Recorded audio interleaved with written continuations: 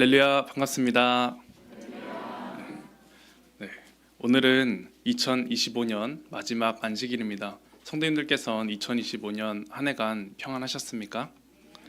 네, 이제 마지막이라고 하니까 정말 2025년이 얼마 남지 않았구나라는 것이 정말 실감이 되는데요. 바라옵기는 오늘 이 안식일을 통해서 이 2025년 한 해를 주님 안에서 잘 마무리하시길, 그리고 다가오는 새해도 우리 하나님 안에서 풍성한 은혜 누리는 한 해가 되시길 간절히 소망합니다.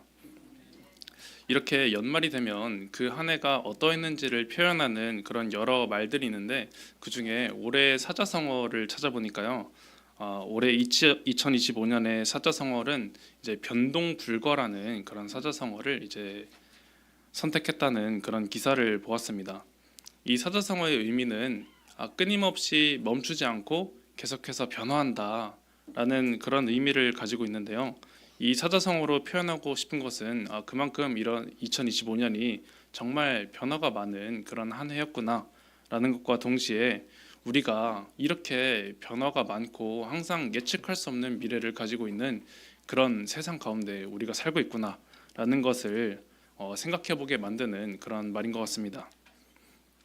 그래서 세상에서의 전문가들은 이 끊임없이 이런 변화하는 세상 속에서 정말로 변하지 않는 것이 무엇인가를 잘 파악하는 것이 중요하다는 얘기를 하는데요. 근데 참 감사한 것은 우리가 바로 절대로 변하지 않는 것이 무엇인지를 가장 잘 알고 있는 사람들이라는 것입니다. 바로 천지만물을 창조하고 주관하시는 하나님과, 그리고 그 하나님께서 주신 진리의 말씀을 우리는 아는 사람들이지요. 오늘 하나님께서 아브라함을 통해서 오늘 제목과 같이 너는 복의 근원이 될지라, 그리고 땅의 모든 족속이 너를 인하여 복을 받을 것이니라 라는 이 말씀이 있습니다. 그처럼 성도님들께서 이 오늘 말씀을 통해서 바라옵기는 이 새해에 이 말씀이 간절히 이루어지기를 바라는 마음으로 한 해를 시작하실 수 있기를 간절히 원합니다. 예수 그리스도 이름으로 하나님 말씀 증거하겠습니다. 함께 성경 본문 찾아서 함께 읽도록 하겠습니다. 오늘 본문은 창세기 12장 1절에서 4절까지 말씀입니다. 창세기 12장 1절에서 4절까지 말씀을 저와 성도님들께서 한 구절씩 교독하도록 하겠습니다.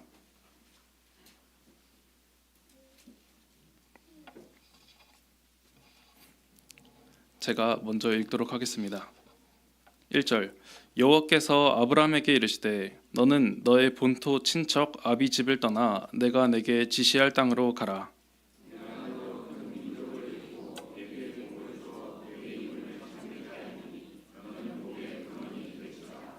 너를 축복하는 자에게는 내가 복을 내리고 너를 저주하는 자에게는 내가 저주하리니 땅의 모든 족속이 너를 인하여 복을 얻을 것이니라 하신지라.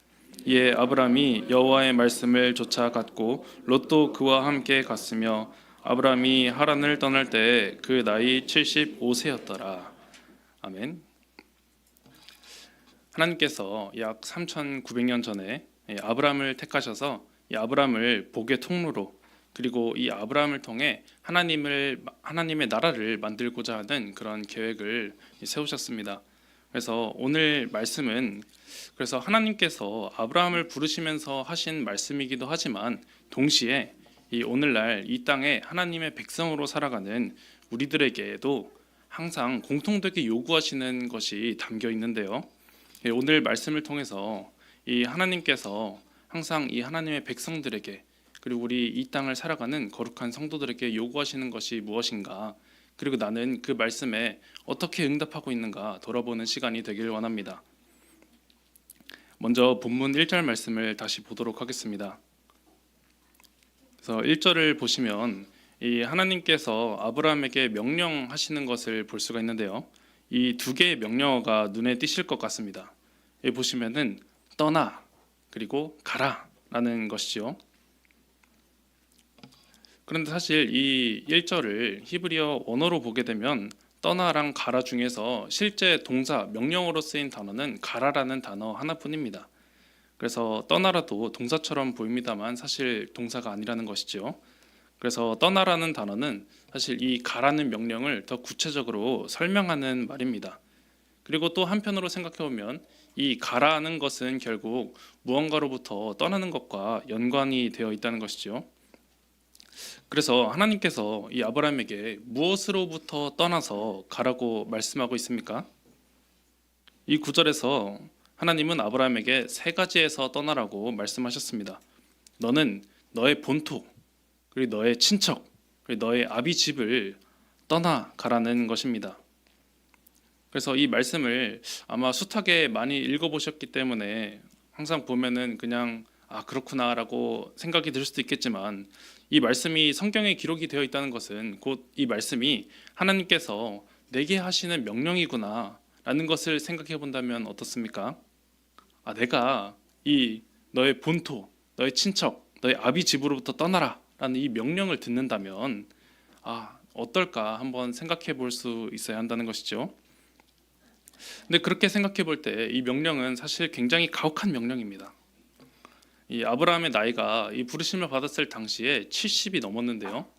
그런데 이 약 70년이 넘는 시간 동안 그 나고 자란 그 땅과, 그리고 그동안 함께 이 관계를 맺어왔던 그 익숙한 사람들과, 그리고 그 익숙한 주변 환경으로부터, 모든 정든 것들로부터 떠나야 한다는 것이었죠. 이것은 정말 어려운 일이었을 것입니다. 그런데 하나님께서는 그런 것을 다 아심에도 불구하고 아브라함에게 떠날 것을 요구하셨다는 것이죠. 그러면 왜 하나님께서는 먼저 이 떠나는 일을 우리 아브라함에게, 그리고 우리 성도들에게 요구하시는 것일까요? 그것은 하나님은 하나님의 백성들에게 거룩을 요구하시기 때문입니다. 그래서 이 부분을 통해 생각해 볼 수 있는 첫 번째 교훈은, 하나님께서는 거룩함을 위해서, 우리 성도들의 거룩함을 위해서 무언가로부터 떠날 것을 요구하신다라는 것입니다. 하나님은 거룩하신 분이시기 때문에 하나님의 백성들도 거룩하길 원하십니다. 그런데 하나님의 거룩을 통해서 우리가 거룩해지려면 사실 하나님께서는 거룩하시기 때문에 그냥 그대로 계시면 되지만, 인간은 그렇지가 않습니다. 인간은 그냥 그대로 있다고 해서 거룩해지는 것이 아닙니다. 인간이, 우리 사람이 거룩해지려면 이 하나님 이외의 것들을 철저하게 구별하고, 그리고 구분하는 것을 통해서 우리가 하나님과 그 하나님의 거룩을 받는 것을 통해서 우리 하나님의 백성들은 거룩해질 수 있습니다. 그래서 교회 안에 있는 우리들을 부를 때 성도라고 부르지 않습니까? 그것은 거룩한 무리라는 것이고, 거룩한 하나님의 사람들이라는 것입니다. 그래서 우리 성도는 삶에서 하나님의 말씀에 따라 이 죄된 모든 것들을 구별하고, 그리고 멀리할 수도 있어야 하고, 내 삶에서 계속해서 구분해내야 되는 일을 해야 한다는 것입니다. 또한 이 떠나라는 요구가 이 하나님의 말씀에 순종하는 것과 함께 요구된다는 것은, 사실 우리가 회개가 우리 삶에서 어떻게 이루어지는가를 생각해 보면 아주 자연스러운 요구라는 것을 우리가 생각해 볼 수가 있는데요. 우리가 하나님의 말씀을 듣기 전에는 하나님의 말씀과 다른 방향의 삶의 방향을 가지고 살아가게 됩니다.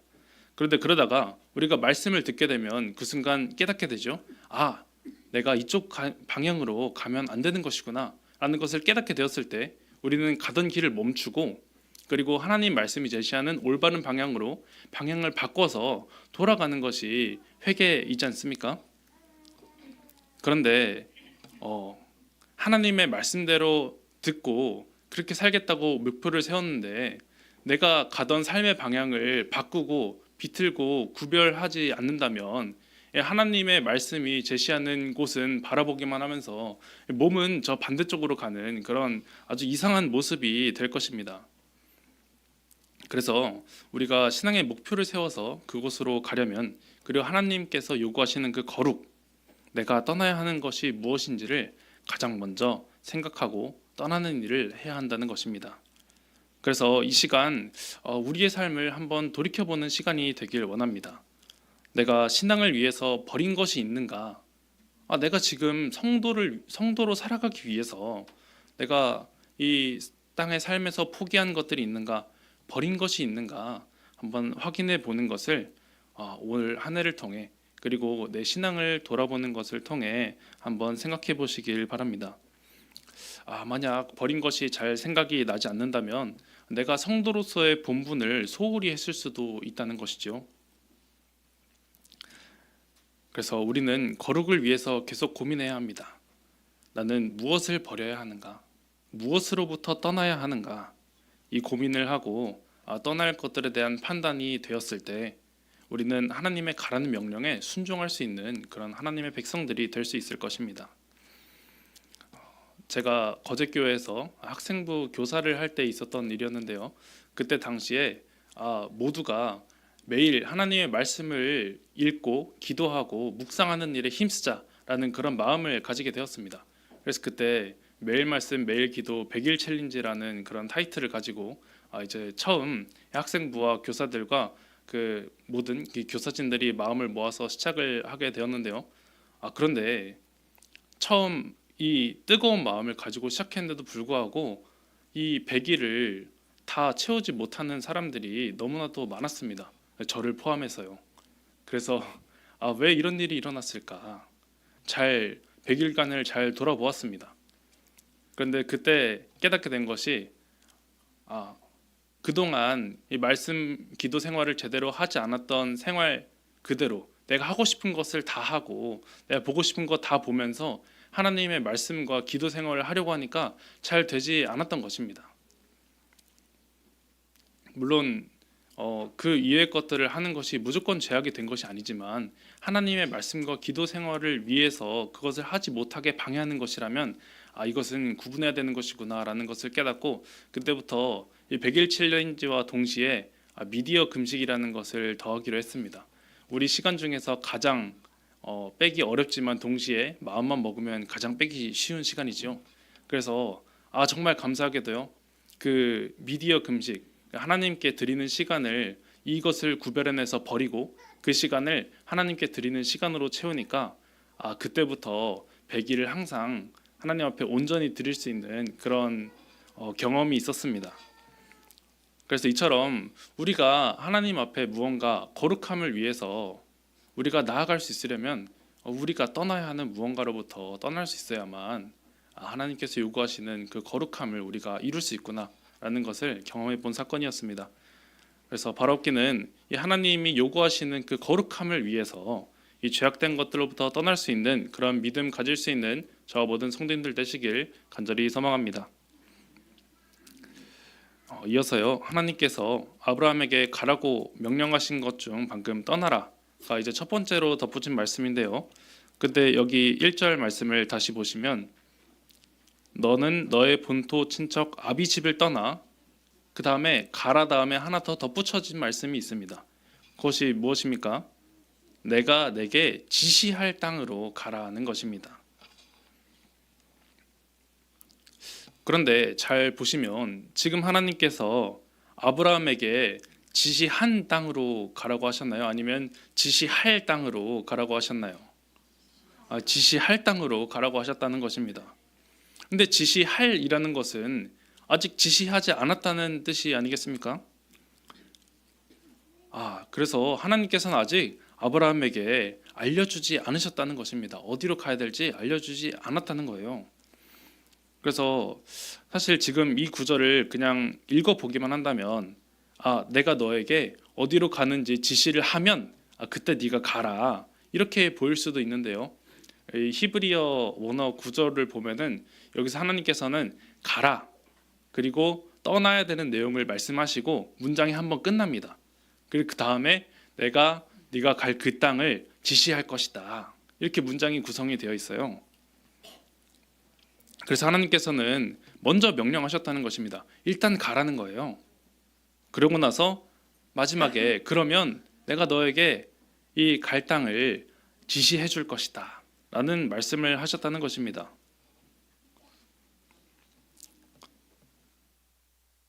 그래서 히브리서 11장 8절 말씀을 함께 찾아서 읽어보도록 하겠습니다.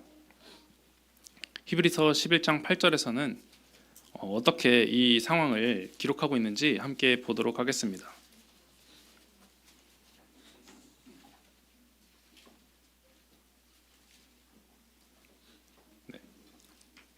히브리서 11장 8절 말씀을 함께 읽어보도록 하겠습니다. 읽겠습니다. 시작. 믿음으로 아브라함은 부르심을 받았을 때에 순종하여 장래 기업으로 받을 땅에 나갈새 갈 바를 알지 못하고 나갔으며. 아멘. 이 구절에서 어떻게 말씀하고 있습니까? 장래 기업으로 받을 땅에 나갈새 갈 바를 알지 못하고 나갔다, 이렇게 말씀을 하고 있습니다. 아브라함은 정말 어디로 가야 되는지를 모르고 갔다는 거죠. 왜냐하면 하나님께서 어디로 가야 되는, 어디로부터 떠나야 되는 것은 알려주셨지만 어디로 가야 하는지는 나중에 알려주겠다고 하셨기 때문입니다. 그래서 그저 가라라는 것이 아브라함이 들은 이 명령의 전부였던 것이죠. 보여줄 거니까, 앞으로 보여줄 거니까 가라라고 하셨다는 것입니다. 그래서 이를 통해서 생각해 볼 수 있는 두 번째 교훈은, 하나님께서는 우리에게 믿음을 요구하신다는 것을 생각해 볼 수가 있습니다. 하나님께서는 우리에게 믿음을 요구하신다는 것을 생각해 볼 수가 있다는 것이죠. 우리 믿음이라는 것이 그렇습니다. 지금 당장은 아무것도 보이지 않는데 그저 약속된 미래를 바라보고 가는 것, 그것이 믿음이지 않습니까? 믿는다는 것은 이 미래에 주어진 그 약속을 현실에서 받아들이는 것입니다.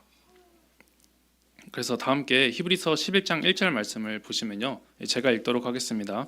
히브리서 11장 1절 말씀 제가 읽도록 하겠습니다. 믿음은 바라는 것들의 실상이요 보지 못하는 것들의 증거니. 여기서 믿음은 바라는 것들의 실상이라는 것입니다.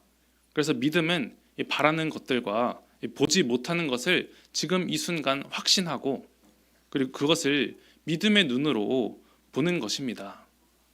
그러니까 이 미래에 받을 것이지만 내 믿음 가운데서는 이미 그것이 이루어질 것이라는 현실로 받아들이는 것이, 그것이 믿음이라는 것입니다. 그러면 우리 이 믿음 가운데 이 확신이 있을 때 그게 진짜 나중에 미래에도 있게 된다는 것이죠. 그래서 하나님께서는 지금 내 앞에 보이는 것이 없고 확실한 게 아무것도 없지만 가라라는 그 믿음을 요구하신다는 것입니다. 그래서 하나님께서는 이 가라는 말씀, 아무것도 보여주는 것이 없지만 이 가라고 하는 그 말씀에 힘을 얻도록 주시는 약속 또한 미래에 대한 약속이라는 것을 볼 수가 있는데요. 본문으로 돌아와서 창세기 12장 2절과 3절 말씀을 제가 읽도록 하겠습니다. 내가 너로 큰 민족을 이루고 내게 복을 주어 내 이름을 창대케 하리니 너는 복의 근원이 될지라. 너를 축복하는 자에게는 내가 복을 내리고 너를 저주하는 자에게는 내가 저주하리니 땅의 모든 족속이 너를 인하여 복을 얻을 것이니라 하신지라. 그래서 우리가 이 하나님께서 주시는 이 불확실한 미래 같아 보이는 그런 선택들, 그리고 하나님께서 우리에게 말씀으로 주시는 그 약속들은 사실 전부 미래의 것이지만 우리가 하나님의 그 약속을 붙잡을 수 있으려면 바로 그 하나님께서 하나님의 그 약속을 반드시 이루어주신다는 그 신실하심을 우리는 붙잡을 수 있어야 합니다. 그래서 우리가 이 하나님의 신실하심을 붙잡을 때 우리는 하나님의 약속을 믿을 수 있고, 그리고 하나님이 말씀하시는 그 불확실한 미래 같아 보이는 것을 우리는 믿음으로 바라보고 갈 수 있게 될 것입니다.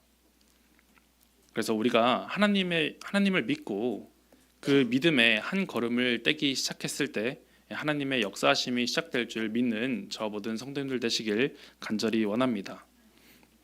그래서 이 믿음의 발걸음을 시작하는 것이 사실 그 무엇보다 중요한데요.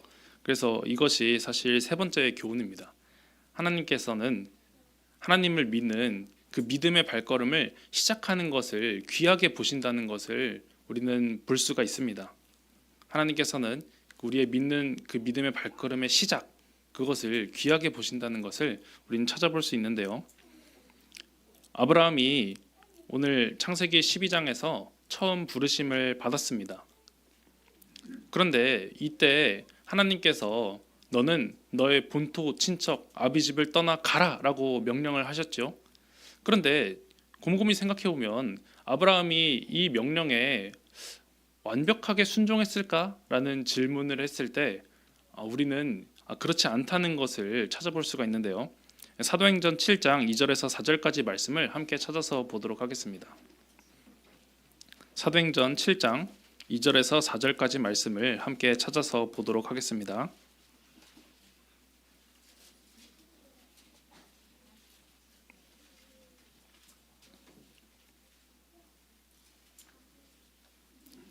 먼저 2절부터 3절까지 말씀을 먼저 읽도록 하겠습니다. 함께 읽겠습니다. 시작. 스데반이 가로되 여러분 부형들이여 들으소서. 우리 조상 아브라함이 하란에 있기 전 메소보다미아에 있을 때에 영광의 하나님이 그에게 보여 가라사대 내 고향과 친척을 떠나 내가 내게 보일 땅으로 가라 하시니.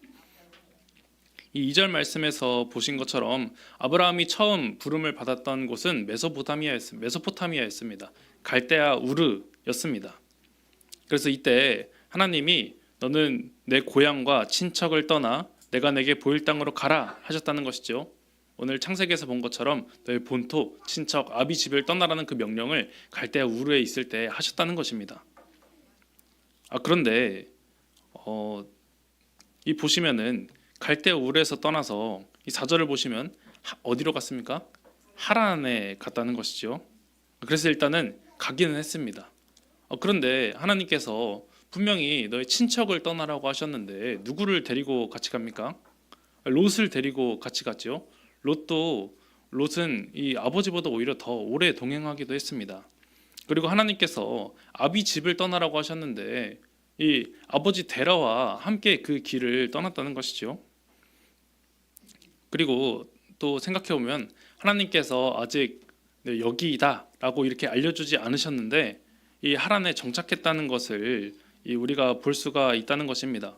그래서 사실 하나님께서 떠나라고 말씀하신 것들 중에 생각보다 제대로 지켜진 것이 생각보다 없구나라는 것을 우리가 볼 수 있다는 것이죠.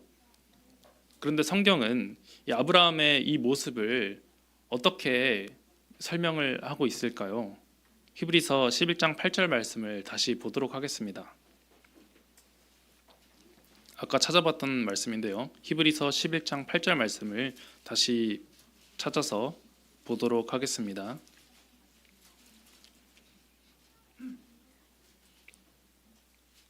전부 읽지는 않고 중간까지만 읽어보도록 하겠습니다. 읽겠습니다. 시작. 믿음으로 아브라함은 부르심을 받았을 때에 순종하여. 여기까지 읽겠습니다. 어떻게 성경은 설명을 하고 있습니까?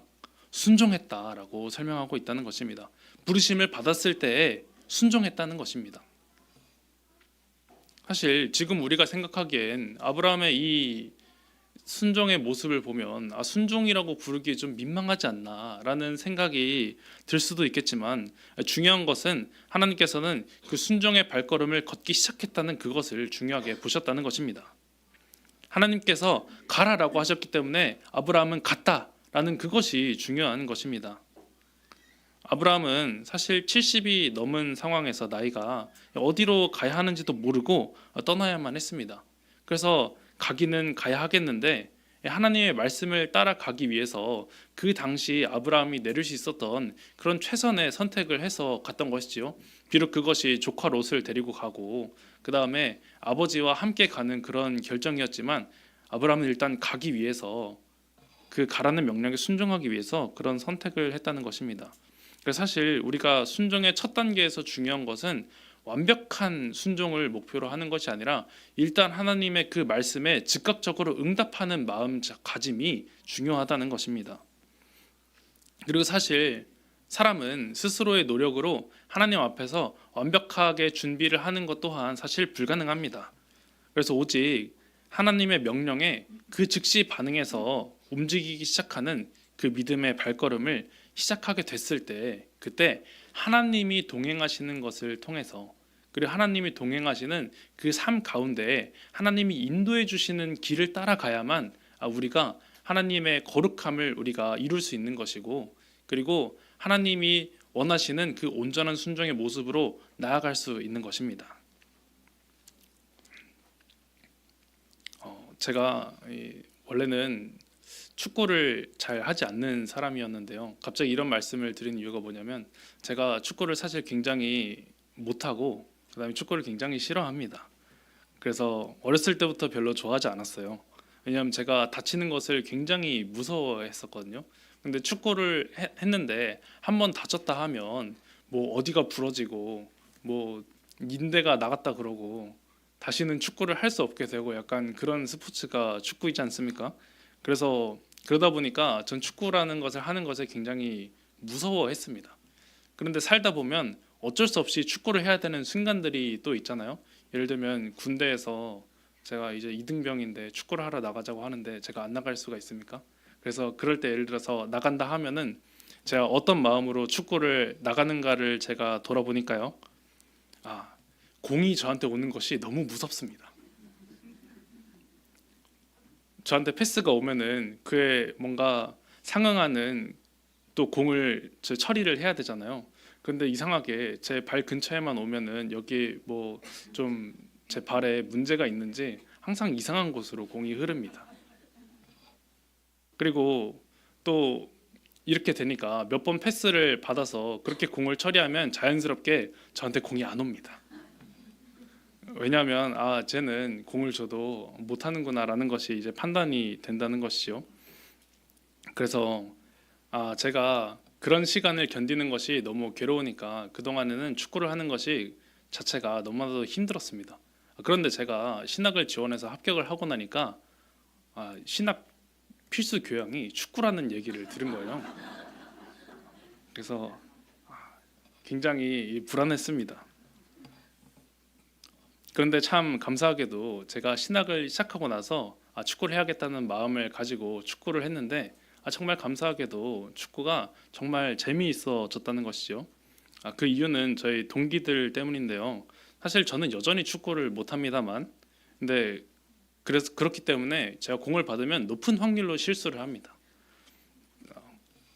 그런데 제 동기들은 이 그 전에 저랑 축구를 같이 했던 사람들과는 달리 제 축구 실력을 어떻게든 키워보겠다고 공을 무조건 저한테 패스를 줍니다.